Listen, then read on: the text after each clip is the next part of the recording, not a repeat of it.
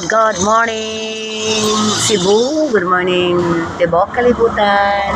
Aniya ako karon diri sa Kulon, sa kadlawng dako naninda ko para makahatag og baon sa akong anak sa iyang pag-eskwela sa college. Ini ka buntag ginigulin ako sa among gipuyan, sa among giabangan. Na ako diri karon nagtinda og biscuit, sigarilyo. Uban pa. Nena. Nasakit kaya akong kalawasan, di ba maulan, pero survive lang para mabuhi akong anak. Mga anak.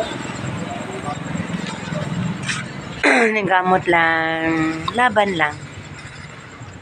Dili sa yun nga kita isip usa ka inahan o amahan sa atong anak. As a single mother, it's not easy task. Sama ka na ako. Nga asawa nakabuwag sa bana. Ang bana wala magsuporta sa kagalingon niyang mga anak. Kay nakalimutan siyang kagalingon nga. Nawasyak siya ba nga na siya anak nako. Imagine. Actually, sa'yo mo sir. Ha? Malboro po ay nang maningkamot lang sikas kinabuhi padayon sa mga diyo sa mga pagsulay. Salamat sir. Diyo sa mga pagsulay, survive lang, di ba? Strong always. Salamat sa pag first time ko naging ani ha, kay gusto ko mag-vlogger ko, malay mo miss COVID eh. Nya maningkamot ko nga masisas kinabuhi makapamangkag sa akong anak. More na akong bugtong ikahatag nga bahandi sa akong anak nga makapama ko yung eskwela. May mo siyang professional. May mo siyang degree holder. So, salamat Ginoo sa tanan. Sa mga pagsulayo sa Ginoo, salamat. Salamat sa strength.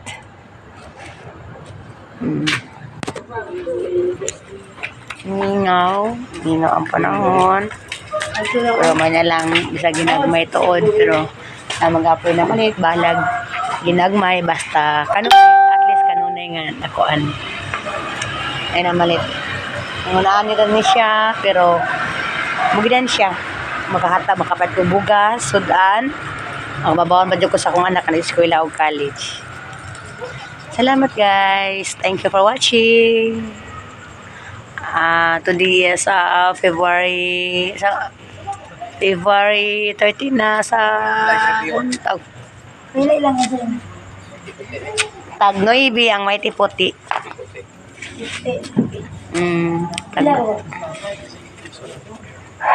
Ang mga customer bala ginagmay at least kanunay na ay kita digid ka maakansi kana magimuginan siya, di ba?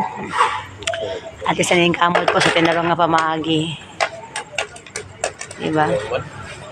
Salamat gapo. Ayay.